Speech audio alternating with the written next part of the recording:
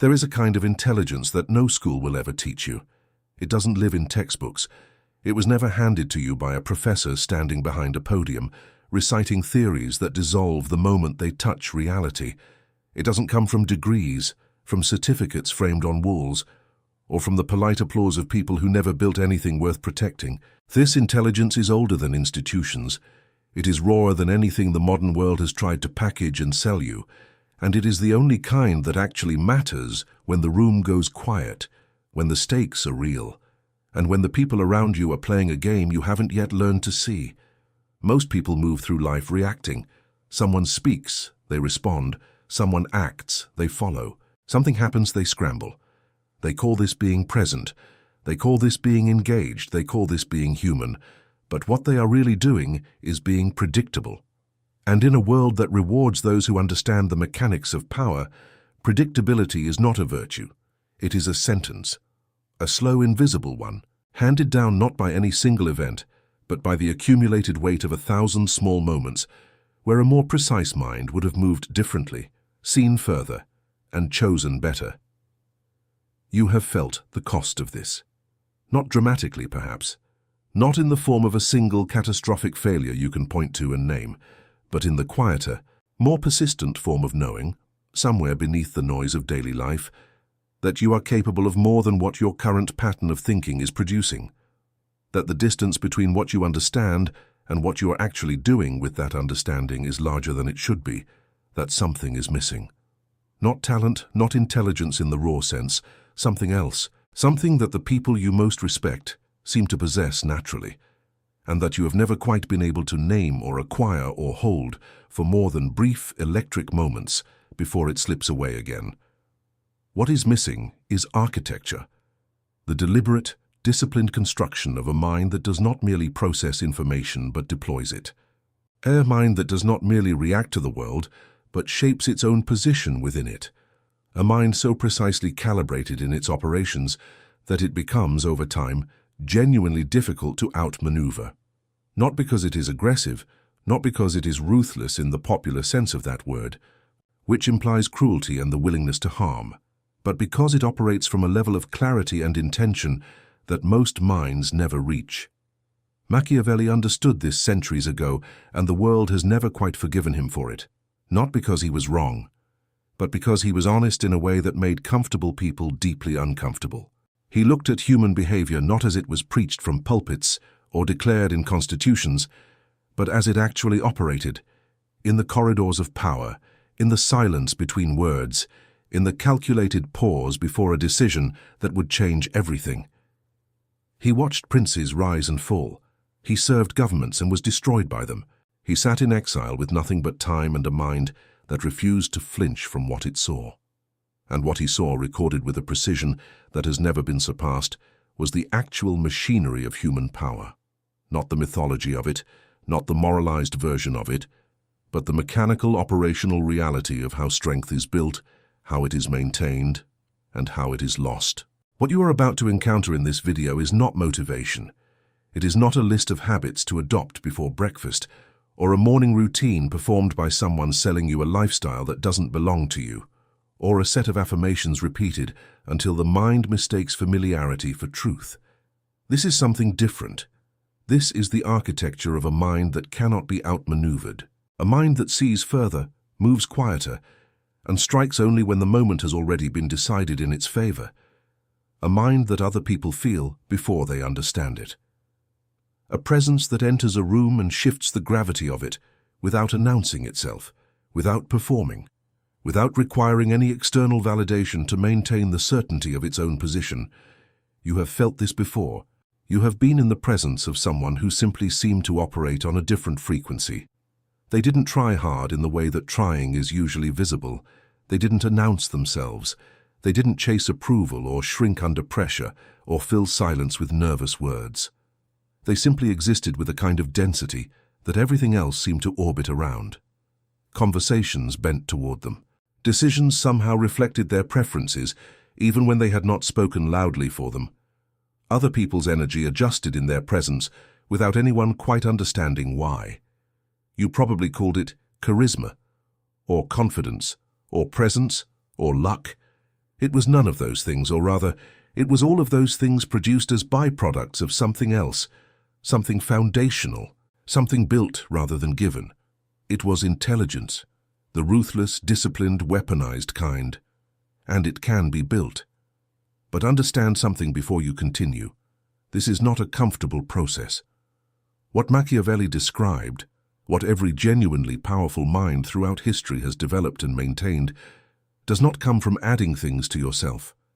It comes from burning things away, the need for approval that masquerades as sensitivity, the hunger for immediate understanding that masquerades as communication, the reflex to explain yourself to people who have not earned that explanation and will not use it wisely, the habit of performing intelligence instead of exercising it, the tendency to signal virtue rather than embody it, the attachment to being seen as capable rather than the quieter, harder commitment to actually becoming so. All of it must go. Not because these things are inherently worthless, but because in their unexamined form, they are consuming resources, attention, energy, strategic capacity that should be directed elsewhere. What remains after that burning is something most people never find, not because they are incapable of it, but because they were never willing to tolerate the silence that comes right before the transformation.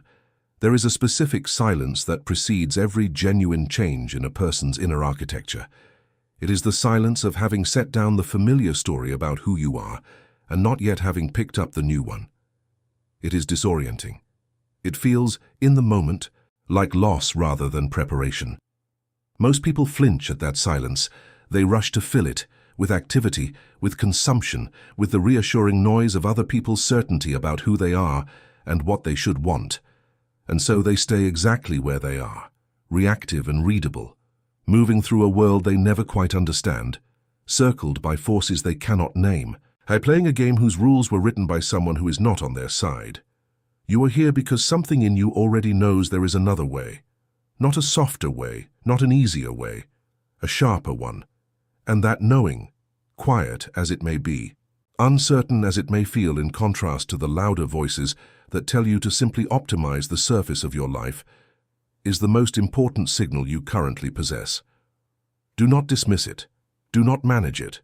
Follow it into whatever discomfort it leads to, because that discomfort is the feeling of a mind encountering the edges of what it currently knows how to do, which is the only place where expansion actually happens. Machiavelli wrote in The Prince that it is better to be feared than loved, if you cannot be both. But what most people miss in that line, what they skip over in their rush to either condemn it as cynicism or celebrate it as permission, is the deeper principle operating beneath the surface of it. He was not talking about cruelty. He was not writing a manual for tyrants, though tyrants have certainly read him. He was talking about the fundamental architecture of how power is perceived and how perception shapes reality. Fear, in his framework, was a proxy for a specific quality, the quality of being taken seriously, being understood as someone whose decisions carry weight, being recognized as a force that operates according to its own internal logic, not according to the shifting moods and preferences and approval cycles of others. That is what ruthless intelligence ultimately creates, not fear in the primitive sense, but a specific electric awareness in those around you that you are not someone to be handled carelessly, that engaging with you has real stakes, that your attention, your judgment, and your word are not commodities distributed cheaply. Think about the last time you were genuinely underestimated, not the comfortable kind, where someone overlooks something small and you let it pass without consequence. The real kind. The kind where your ideas were circulated by someone else and received the recognition they never got when they came from you. Where your judgment was doubted until events proved it correct, at which point the conversation had already moved on. Where you were read as less than you were, not because the evidence supported it, but because the person doing the reading was not paying the kind of attention your interior life deserved. That experience carries a specific weight, a specific and instructive frustration. Not the kind that should be expressed immediately. Expression of that frustration would be precisely the wrong move, but the kind that, if examined honestly, reveals something important. It reveals the gap between who you are internally and what the world currently sees externally. And the intelligent response to that gap is not resentment. It is not the comfort of believing that the world simply fails to recognize the exceptional, though that comforting narrative is always available. The intelligent response is to ask, with complete honesty, what is allowing the misreading to happen? What in the way you present yourself, the way you communicate, the way you move through situations, is making it possible for your actual intelligence to remain invisible? Because invisible intelligence is wasted intelligence. A weapon that no one knows you possess is a weapon that provides no deterrence and no advantage. Machiavelli understood this with precision. The mind that sees everything must also know how to make itself legible, not through declaration, not through the loud announcement of one's own capabilities, which is always counterproductive because it triggers skepticism and resistance before the evidence has had a chance to speak, but through the slow, unmistakable accumulation of precision, through the moment you choose to speak and the specific quality of what you say when you do, through the moments you choose not to speak and the way that silence communicates a different kind of authority than words, through the pattern that others eventually recognize and cannot unsee, the pattern of a mind that consistently sees what others miss, moves correctly when others hesitate, and holds its position when others are moved by whatever social wind is currently blowing. This is not about manipulation. That word is too small and too crude for what this actually is. Manipulation is desperate. It requires the other person to not notice what is happening. It has a short half-life, because the moment it is perceived, it destroys everything it was meant to build. What Machiavelli described, what every genuinely powerful mind throughout history has practiced, is something entirely different. It is the alignment of perception with reality. It is making sure that what you actually are is what the world actually sees. Not a performance of strength that the world interprets as strength. Not a costume of confidence that people mistake for the real article until they get close enough to see the seams. The real thing expressed with precision in the right doses, at the right moments. And precision, you will discover, is the most dangerous quality a mind can possess. Not brilliance, not speed, not creativity, though all of these things have their place. Precision. The ability to apply exactly the right amount of force, thought, word, and action to a situation, no more, no less, in a way that achieves the objective while revealing the minimum necessary information about your full capacity. The surgeon who operates with a scalpel is more dangerous than the one who operates with a saw, not because the saw cannot cut, but because the scalpel can cut exactly what needs to be cut and nothing else. The average person's thinking is scattered. It moves from one concern to the next, pulled by emotion, by urgency, by whatever crisis has floated most recently to the surface of their life and demands immediate response. They think about everything and penetrate nothing. They have opinions about hundreds of things and mastery over almost none. They are wide and shallow, and in a world where most conversations never go deeper than the surface, this works just well enough to keep them functional. It is sufficient for navigation. It is catastrophically insufficient for the kind of thinking that actually changes outcomes. Ruthless intelligence is vertical. It does not spread. It sinks. It identifies what matters. The single load-bearing assumption, the hidden variable that everything else depends on. The pressure point where a small intervention produces a disproportionate result. And it applies itself there with a concentration that borders on ferocity. While others are reacting to 10 different things simultaneously, generating noise and movement, and the satisfying feeling of being busy, the ruthlessly intelligent mind has already found the one thing that determines how all 10 of those things will eventually resolve. It waits, it watches, it lets the situation develop until the moment of genuine leverage appears, and when it moves once, and correctly. This is what Machiavelli meant when he spoke of virtù, a word that translators have struggled with across centuries because English has no perfect equivalent. It is not virtue in the moral sense. That meaning came later, through centuries of mistranslation and wishful interpretation. Closer to force of character, the capacity to impose one's will on circumstances through a combination of deep preparation, accurate perception of the present moment, and the specific kind of courage required to act decisively when the moment is right, rather than when the action feels most comfortable or most safe. It is the quality that separates those who are shaped by events from those who shape them. The quality that distinguishes the person history remembers from the person history never noticed. You have been shaped long enough, not by malice, not by extraordinary misfortune, by the simple, universal process through which unprepared minds are moved by forces they do not understand, toward outcomes they did not choose, in ways they will later describe as fate, rather than the predictable result of operating without the tools that would have allowed something different. The question is not whether you are intelligent. You would not be here if the raw material were absent. The question is whether your intelligence is disciplined, whether it is directed, whether it operates according to principles that remain stable under pressure, or whether it is subject to the same emotional weather patterns and social pulls that govern the thinking of everyone around you. The question is whether your mind is a tool you wield with intention or a system that runs you, producing thoughts, reactions, and decisions that feel like choices but are actually just outputs of conditioning you have never examined.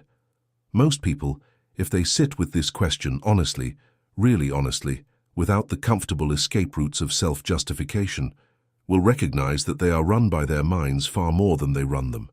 They experience anxiety as analysis. They experience impulse as insight. They experience the need to be right as the actual possession of truth. They have never created enough distance between themselves and the machinery of their own cognition to actually examine it clearly, to identify what it is doing when it is doing it, and to consciously override it when what it is producing is not what the situation actually requires. That separation, the creation of genuine space between stimulus and response, between feeling and decision, between the first available reaction and the correct one, is where ruthless intelligence begins. It is not comfortable, because the first thing you encounter when you step outside the noise of your own reactive patterns is how much of what you believed was strategic thought was actually just emotional reflex wearing the costume of logic, how many of your certainties were defenses rather than conclusions, how many of your positions were performances rather than genuine assessments, how much energy has been spent managing the appearance of capability rather than building the substance of it. This reckoning is not pleasant, but it is the price of entry, and it is, paradoxically, the moment at which genuine intelligence actually begins to compound, because a mind that can see its own operations clearly can improve them. A mind that cannot see its own operations clearly is improving blind, optimizing for the wrong things, building speed in the wrong directions, becoming more efficiently wrong. Machiavelli was ruthless about this with himself before he was ever ruthless about it with anyone else. The clarity with which he analyzed the behavior of princes was only possible because he had first applied that same cold, unsparing light to his own assumptions, his own blind spots, his own desires that had dressed themselves up as principles. The years of exile that produced his greatest works were not simply years of reflection in the comfortable sense. They were years of forced confrontation with what he actually understood versus what he had previously believed he understood, stripped of the flattering confirmation that proximity to power and position had previously provided. The result was a clarity of perception about human behavior that has never been surpassed. You do not need exile to achieve this, but you need the willingness to create the conditions under which genuine self-examination becomes possible, not the performance of introspection which produces the feeling of insight without the substance, not the therapeutic recitation of narrative which can become its own kind of comfortable loop.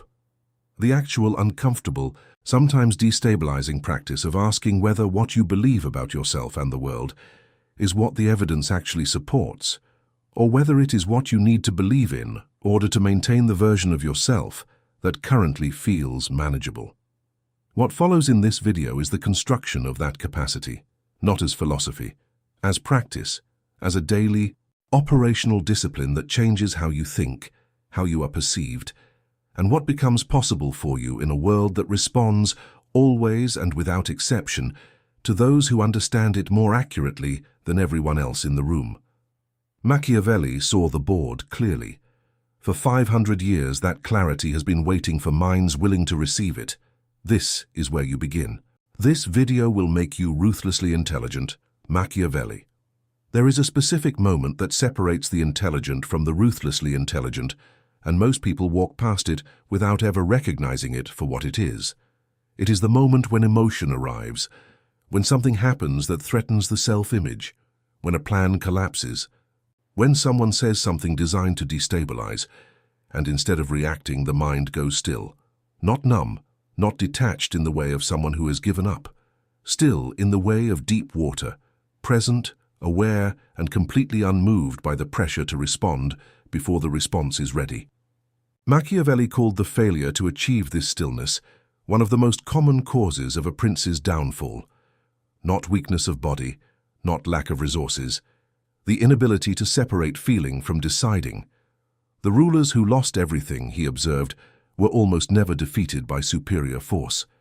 They were defeated by their own reactions, by anger that made them act before the moment was right, by fear that made them concede before concession was necessary, by pride that made them fight battles that were never worth fighting, simply because retreating felt like humiliation. The emotional mind is not your enemy. Understand that. It carries information. It registers things the analytical mind is too slow to catch. The problem is not that you feel. The problem is that most people have never learned to hold what they feel without immediately converting it into action. They are afraid of the gap between stimulus and response. They fill it with words, with decisions, with movements. Not because those words or decisions or movements are correct, but because the silence of that gap feels unbearable. That gap is where your power lives. Every time you resist the reflex to immediately explain, defend, justify, or react, you are expanding a muscle that most people never even knew they had. You are training the capacity to let the moment develop fully before you decide how to engage with it. And a mind that can do this, that can sit inside tension without needing to resolve it prematurely, is a mind that sees things other people never see, because other people are always reacting to the surface of a situation before the situation has finished revealing itself. Think about the last difficult conversation you had, the one where something was said that landed hard, where your instinct was immediate, to correct, to counter, to prove the other person wrong, to protect something that felt threatened. What did you do with that instinct? If you acted on it instantly, without pause, without the half-second of cold calculation that separates impulse from strategy, then you handed the other person something they did not earn. You handed them your reaction. You made yourself readable, and a readable person is a manageable person. Machiavelli wrote that the wise man does at once what the fool does finally. But the deeper truth nested inside that observation is this: the wise man does it at the right time. Not the first available time, the right time. And knowing the difference between the first available moment and the right moment is perhaps the most difficult and most valuable skill a mind can develop. This is not passivity. This is not the cowardice of someone who avoids confrontation because confrontation feels dangerous. This is the precision of someone who understands that timing is not incidental to strategy. Timing is strategy. The same move made at the wrong moment is not the same move. It is a different move entirely, with different consequences, different signals, different effects on the landscape of whatever game you are inside. The ruthlessly intelligent mind is always asking one question before it acts. What does this action signal? Not just what does it accomplish in the immediate sense, but what does it communicate about how I operate, what I value, what can and cannot be done to me? Every action is a broadcast. Every reaction is a piece of information handed to whoever is paying attention. The question is whether you are broadcasting intentionally or whether you are simply leaking. Most people leak. They leak anxiety through over-explanation. They leak insecurity through the compulsive need to establish their credentials. They leak fear through the speed with which they agree. They leak weakness through the volume of words they use when a sentence or silence would have been more powerful. They are constantly transmitting information about their internal state to anyone skilled enough to read it, and most of the time, they have no idea it is happening. Calibrating what you transmit is not dishonesty. It is discipline. It is the same discipline a surgeon applies to steady hands, or a chess player applies to a face that reveals nothing during a match. You are not hiding who you are. You are refusing to give away strategic information to people who have not earned the right to it and will not use it wisely. Sun Tzu, whose thinking Machiavelli echoes across centuries and cultures, understood this at a military level. The general who can be read by the enemy has already been defeated before the battle begins. The general whose movements are opaque, whose intentions remain unclear until the moment of execution, holds an advantage that no amount of superior force can entirely overcome. The principle translates perfectly to every arena in which humans compete, cooperate, negotiate, and navigate. The mind that cannot be fully predicted cannot be fully managed, and the mind that cannot be fully managed cannot be controlled. Control, not the control of others, but the refusal to be controlled, is the axis around which ruthless intelligence rotates. You have been conditioned to believe that openness is a virtue, that transparency builds trust, that vulnerability is strength, and in specific contexts with specific people, each of these things contains a truth. But the intelligence Machiavelli is describing here does not operate on blanket principles. It operates on context, on reading each situation, and each person with the accuracy of a diagnostician, identifying what is actually present, not what should be present according to a rule that someone handed you in a more comfortable moment. Blanket openness is not generosity. It is laziness. It is the refusal to do the harder work of discerning who deserves what and when and how much. It treats every person as equally trustworthy and every situation as equally safe, which means it is wrong almost constantly, and the cost of being wrong in this way is the kind of slow erosion of position that is difficult to trace back to any single cause because it never announces itself loudly. It simply accumulates. The ruthlessly intelligent person is selectively open, deeply so, with the people, and in the moments where openness serves a genuine purpose. And strategically closed everywhere else, not coldly, not visibly, but with the quiet self-possession of someone who has decided that their interior life is not public property. This is one of the qualities that others feel without being able to name. When you are in the presence of someone who is genuinely self-contained, who does not need your validation, who is not performing their thoughts for your benefit, who engages with you fully without ever quite giving you the sense that you have reached the bottom of them, there is a gravitational quality to it. You become curious, you pay more attention. You work slightly harder to be interesting because the usual shortcuts, flattery, shared complaint, performed intimacy, do not seem to land with the usual effect. That is not coldness creating distance. That is depth creating magnetism. Build the depth, not the performance of depth, not the costume of mystery, the actual thing which comes from having an interior life so developed, so examined, so deliberately cultivated that the surface of you, the part others see, is simply one small expression of something much larger underneath. People sense this without being able to articulate it. They sense when they are interacting with someone whose visible self is the whole self, and they sense when they are interacting with someone who contains multitudes they will never fully access. Be the second kind of person. The mind that has learned stillness and self-containment faces its next challenge, and this one is more difficult because it is more subtle. It is the challenge of perception, not self-perception, the perception of everything else, the ability to see situations, people, and systems as they actually are, rather than as your assumptions, your hopes, or your fears have convinced you they are. Machiavelli's most radical claim was not about power or strategy or the nature of leadership. It was about reality. He insisted, against every comfortable fiction of his age, that the world must be understood as it is, not as it ought to be, not as tradition described it, not as religion promised it would eventually become, as it is, right now, with all its contradictions, its cruelties, its inconvenient patterns and uncomfortable truths intact. This sounds obvious until you begin to notice how rarely people actually do it. The human mind is not designed for accuracy. It is designed for survival, and survival requires shortcuts, patterns recognized quickly, threats assessed rapidly, decisions made under uncertainty, without the luxury of complete information. These shortcuts, these cognitive heuristics, are not flaws, they are engineering. They allowed your ancestors to make fast decisions in environments where hesitation was lethal. But the environment has changed, and the shortcuts that once served you are now, in many situations, actively working against you. Confirmation bias, the tendency to seek and weight information that confirms what you already believe, while dismissing or minimizing information that challenges it. You have it. Everyone has it. The question is not whether it is operating. It is always operating. But whether you have developed enough awareness of its mechanics to occasionally override it when the stakes demand accuracy over comfort.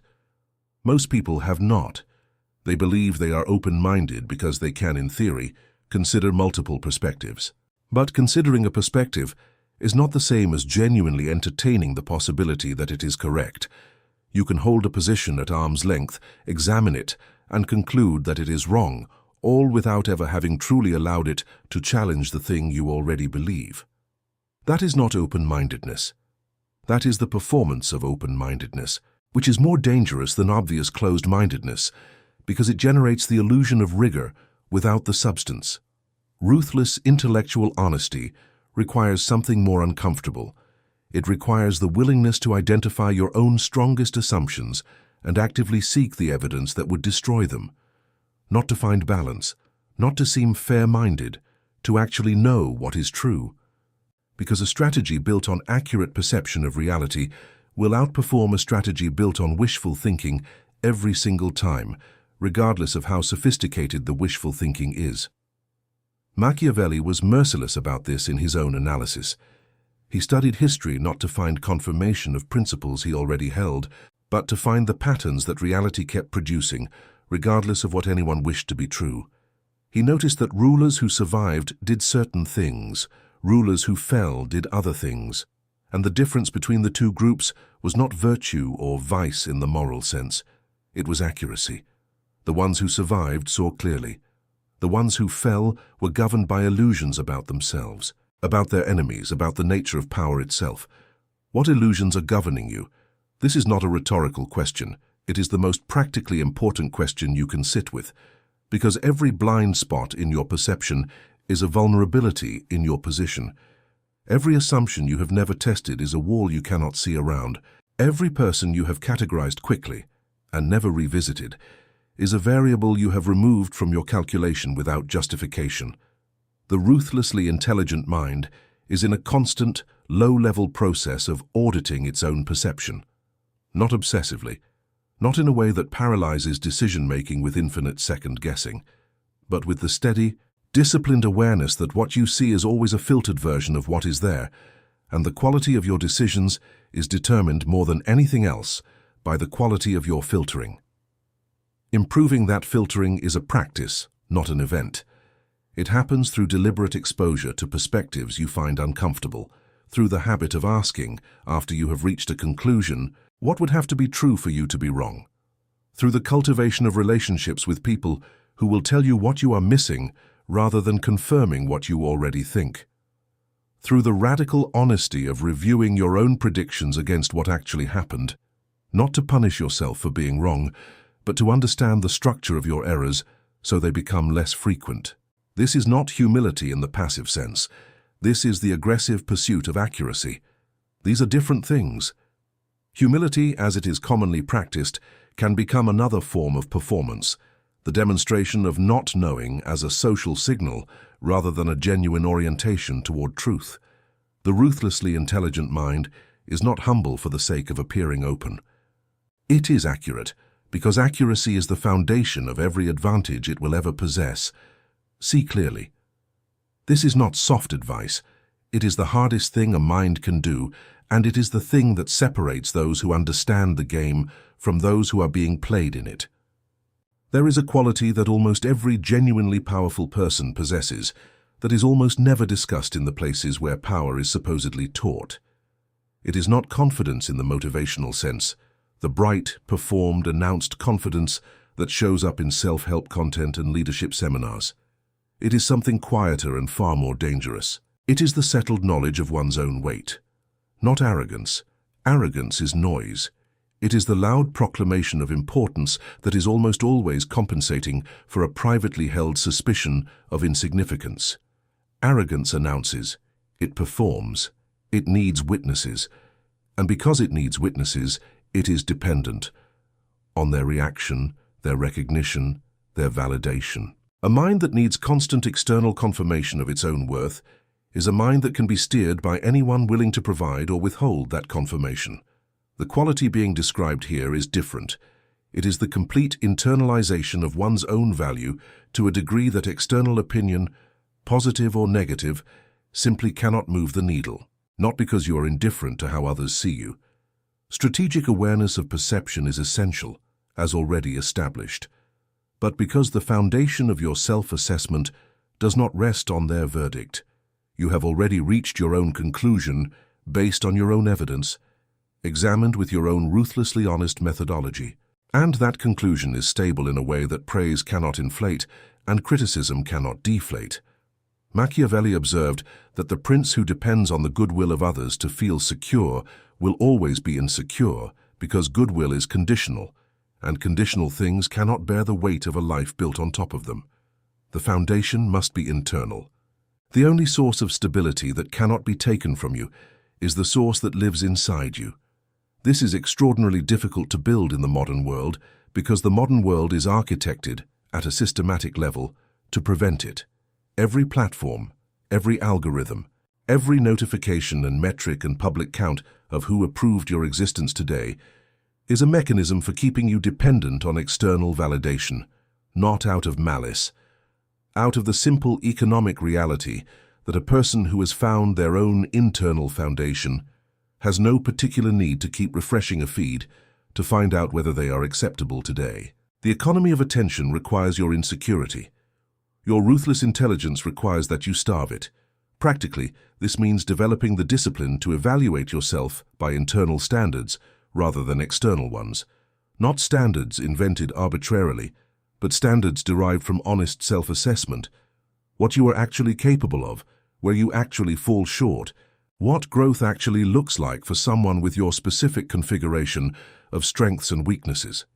Standards that are genuinely yours, not borrowed from someone else's life, or someone else's definition of success, or someone else's timeline.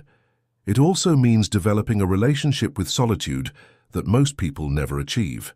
The mind that cannot be alone with itself is a mind that is always running from something. And a mind that is running from something cannot also be moving towards something with the kind of deliberate, uninterrupted focus that significant work requires. Solitude is not loneliness. Solitude is the state in which the most important thinking happens, the kind that cannot be done in the presence of others, because others generate a social field that subtly shapes every thought toward what is expressible, acceptable, interesting to them. In solitude, you think thoughts that belong only to you, and those are almost always the most important ones. The ruthlessly intelligent person has a rich and active interior life, not one that withdraws from the world. Engagement is essential, and the quality of your engagement with others is directly proportional to the quality of your engagement with yourself. But an interior life that serves as the headquarters of your operation, the place where conclusions are formed, strategies are developed, and the gap between what you feel and what you decide to do is crossed deliberately and with full awareness. Machiavelli spent years in a kind of forced solitude after his exile from Florence, and it was in that solitude, painful, unwanted, stripped of everything he had built, that he wrote the works that have outlasted every prince he ever served. The depth of his thinking was not incidental to his isolation, it was produced by it. The friction of being removed from the noise of political life forced him into a reckoning with what he actually understood, stripped of the flattering confirmation that proximity to power had previously provided. You do not need exile to achieve this, but you need the discipline to create spaces of genuine quiet in a life that will otherwise fill every available moment with distraction. The mind that never stops receiving input never develops the capacity to generate output that is genuinely original. It becomes a sophisticated sorting mechanism, arranging and rearranging the ideas of others with increasing cleverness but decreasing depth. Go deeper. Ruthless intelligence is not clever. Clever is easy. Clever is the surface. Ruthless intelligence goes to the level beneath, where the actual mechanisms are, where the real causes reside, where the understanding is complete enough to be genuinely predictive rather than merely retrospective. Knowing and doing are separated by a distance that most people dramatically underestimate. You can understand every principle discussed in this video with complete intellectual clarity and still fail to embody any of it, because embodiment requires something that understanding does not. It requires the conversion of insight into behavior under pressure. And pressure is precisely the condition under which behavior reverts to its most deeply ingrained patterns. This is why knowledge without practice is a kind of sophisticated form of self-deception. The person who has read every book on discipline but remains undisciplined has not gained a weapon. They have gained a more elaborate vocabulary for describing their own failure. Machiavelli was contemptuous of this kind of theoretical wisdom, the kind that can articulate principles beautifully, but collapses the moment it encounters the friction of an actual situation with actual stakes. Practical intelligence is built in the field, not in the library. It is built through the accumulation of real decisions made under real conditions, where the cost of error is real and the feedback is immediate and unambiguous. This does not mean recklessness. The intelligent person does not manufacture crises in order to develop resilience, but it means actively seeking situations that exceed your current level of comfortable competence. Situations where your existing frameworks are insufficient, where you are forced to improvise, to adapt, to reach for a response that your habits cannot automatically provide. This is where growth happens, not in the repetition of what you already know how to do, which produces refinement and efficiency, but not expansion. In the encounter with what you do not yet know how to do, which produces the discomfort that precedes genuine development. Most people avoid this discomfort systematically.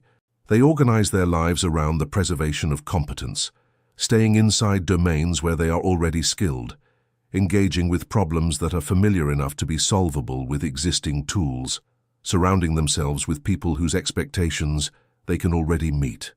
This is understandable. Competence feels good. It produces the small, regular doses of confirmation that the approval-dependent mind requires. But it is also, over time, a slow contraction. The world you can operate in becomes exactly as large as the world you already know, and no larger, while others are expanding their range, developing capacities you have not thought to develop, seeing patterns you have not thought to look for, building the kind of layered, multi-domain understanding that makes genuinely complex problems tractable. You are becoming more efficient inside a box that is not growing. Machiavelli's prince was required to understand war even in peacetime, not because war was always coming, sometimes it was not, but because the understanding of war, the kind that comes from genuine study and practice and engagement rather than theoretical familiarity, produced a quality of mind that was indispensable in every other context. The discipline, the strategic thinking, the comfort with uncertainty and stakes and irreversibility, these were not military qualities, they were human qualities, developed through the rigors of military thinking and applicable everywhere. What is your equivalent of that rigor? What domain in your life is pushing you hard enough that you regularly encounter your own insufficiency? If the answer is nothing, that is the most important piece of information you currently possess. And the ruthlessly intelligent response to it is not to remain comfortable. It is to identify where the friction is and move toward it deliberately. The acquisition of difficult skills is also a signal. Not to others, though it functions as one, but to yourself. Every time you acquire a capability you previously did not possess, you are building evidence for a self-conception that is more capable than the one you started with. This is not affirmation. This is proof. And proof, accumulated over time through genuine effort and genuine achievement, produces the kind of unshakable self-knowledge that no external opinion can meaningfully touch. Commit to becoming difficult to defeat, not aggressive, difficult to defeat. There is a profound difference. The aggressive person is constantly seeking conflict and constantly exposed to its costs. The person who is difficult to defeat has built, through sustained and intelligent effort, a set of capabilities, a quality of mind, and a depth of self-knowledge that makes every encounter, professional, personal, intellectual, social, one they can navigate without being overwhelmed by it. That building is the work, and the work is daily, unglamorous, and entirely yours. Every person you encounter is operating from a position. They have interests, insecurities, desires, and fears. They have a self-image they are protecting, a narrative they are maintaining, a game they are playing that may or may not be the game they are advertising. Reading this accurately, not cynically, not with the assumption that everyone is adversarial, but with the clear-eyed recognition that everyone is human, and therefore complex and therefore not fully visible at the surface, is one of the most practically valuable skills a ruthlessly intelligent mind can develop. Machiavelli was a student of human nature, in the most rigorous sense. He did not observe people to confirm theories about them. He observed them to understand how they actually operated, which was often quite different from how they described themselves or wished to be seen. He noticed patterns, not the patterns of individual character, which vary infinitely, but the patterns of human motivation, which are surprisingly consistent. The need for security, for recognition, for the preservation of self-image, for the avoidance of loss. These are not weaknesses to be exploited. They are structural features of the human animal, and understanding them is simply a prerequisite for operating effectively in a world made entirely of other humans. The person who cannot read the room accurately is permanently disadvantaged, not because they are less capable or less intelligent in the abstract sense, but because they are working with incomplete information about the most important variable in every human situation, the interior state of the people they are dealing with. They respond to what people say instead of what they mean. They accept the surface presentation instead of reading what is underneath it. They take explicit communication at face value in a world where the most important communication is almost always implicit. Reading people accurately begins with one discipline: listening without an agenda, not listening in order to respond, not listening in order to identify the moment when you can redirect the conversation toward what you wanted to say. Listening in order to understand what is actually being communicated, including and especially what is being communicated without words. The slight hesitation before a statement of confidence, the topic that is avoided with such consistency it announces itself by its absence.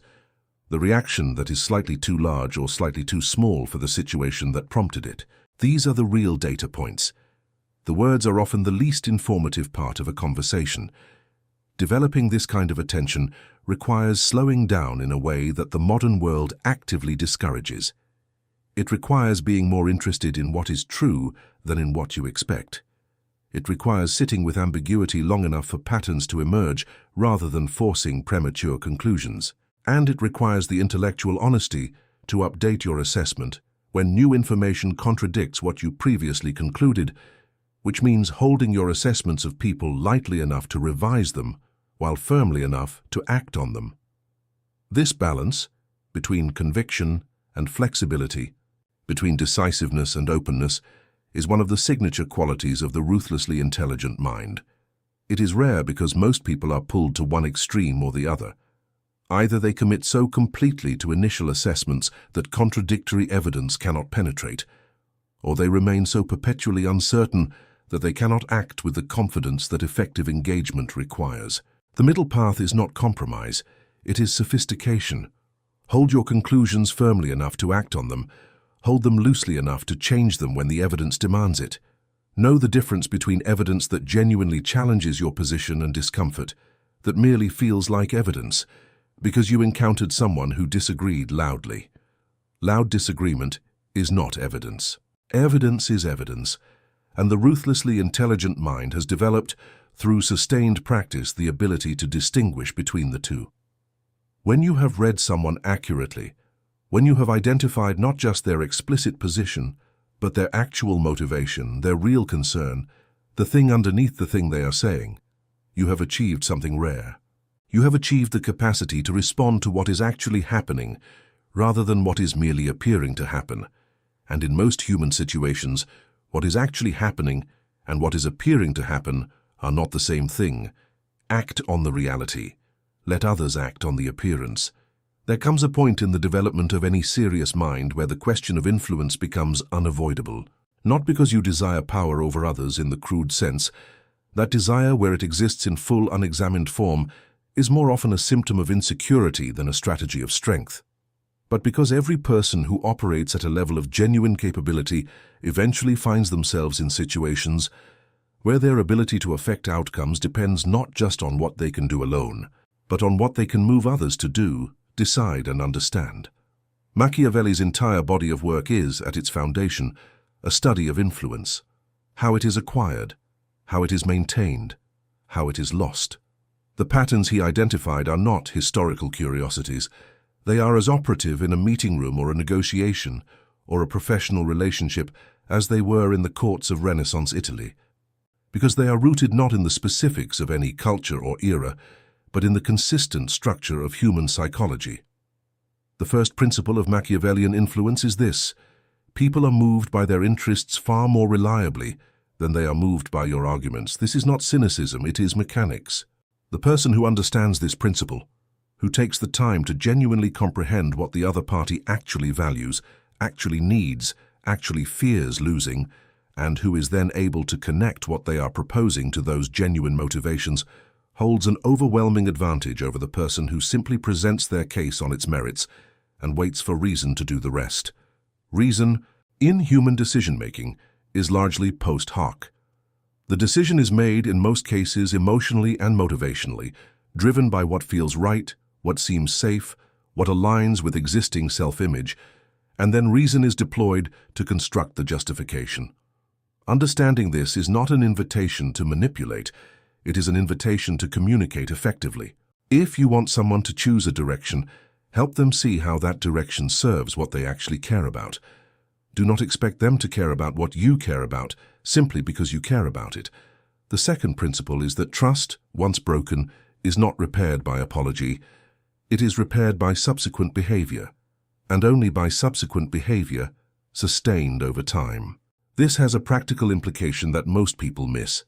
Protecting your credibility is not about managing impressions. It is about ensuring that what you commit to, you deliver. Not because delivery feels good, but because your capacity to influence in the future is a direct function of whether people have evidence, real experiential evidence, that your word means what it says. Machiavelli was precise about this. The prince who makes promises carelessly, even if those promises are later kept, has already damaged his position by demonstrating that his commitments are not preceded by adequate judgment. The prince who makes promises rarely, but keeps every single one without exception, has built a kind of reputational capital that operates even in his absence, that makes others behave as if he is present and paying attention even when he is not. Your reputation precedes you into every room you enter. In most cases, it has already shaped the interaction before a word is spoken. This is not something to be anxious about. It is something to build deliberately, through the accumulated consistency of behavior across time and across contexts. Not through the management of image, images surface and surfaces crack, but through the development of genuine qualities whose expression is so consistent that they become simply what people expect from you. Be someone whose expectations are correct. The third principle is economy of means. Machiavelli consistently favored the solution that achieved the objective with the least expenditure of force, attention, or resources. Not because parsimony is a virtue in itself, but because excess force, excess explanation, and excess effort signal something that is always strategically costly, that you needed all of it. The person who achieves results through minimum necessary means communicates, without ever stating it, that they had reserves, that they were not at the edge of their capacity, that what you are seeing is not their maximum. This principle of economy applies to communication as powerfully as to any other domain. The person who over-explains weakens their position by demonstrating that they need to. The person who states clearly once with precision and then stops, leaving space for the statement to land, rather than immediately rushing to shore it up with qualifications and elaborations, communicates a confidence in the quality of their thinking that over-explanation systematically destroys. Say less than necessary. This is perhaps the most consistently underestimated principle in all of Machiavelli's thinking, not because saying less is passive, but because the gap left by restraint is filled by the other person's mind, and people are always more persuaded by conclusions They feel they reach themselves than by conclusions that were handed to them. Guide the thinking. Do not complete it. Everything that has been laid out in this video has been building toward a single point. Not a technique, not a principle, a state of being. And that state of being has a quality that is both simple and extraordinarily difficult to maintain, which is why most people catch glimpses of it but never inhabit it consistently. The state is this: operating from your own center rather than from the periphery of other people's expectations. Machiavelli's prince, at his most capable, was not a person who had mastered a set of skills. He was a person who had developed a self so coherent, so internally consistent, so clearly defined in its own terms that external pressures, criticism, flattery, threat, temptation, could not redirect it. He moved from his own gravity. He acted from his own judgment. He was not indifferent to the world around him. Quite the opposite, he was extraordinarily attentive to it, but his response to the world was generated from within, not extracted from him by the demands of others.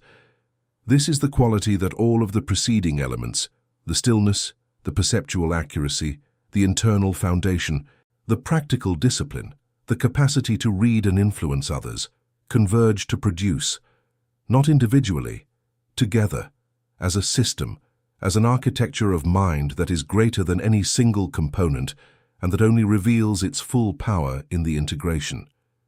You are not the same person who began watching this video. Something has shifted, perhaps small, perhaps significant, but the ideas have landed somewhere, and ideas that land in the right soil do not stay dormant. They work. Slowly, then suddenly. They restructure the way situations are perceived, the way options are weighed, the way decisions are made. And then one day you look back at a version of yourself that reacted where you now respond, that leaked where you now contain, that scattered where you now concentrate. And the distance between those two positions is not a comfortable distance. It is the measure of work done and cost paid and clarity hard-earned. That distance is yours. It belongs to no one else.